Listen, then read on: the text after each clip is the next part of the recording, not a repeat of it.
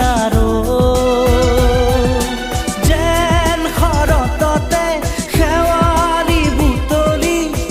আপোন পাহৰা হৈ কিনো মোহনীয়া লাজুকী নয়না মৰম তোমাৰ যুগমীয়া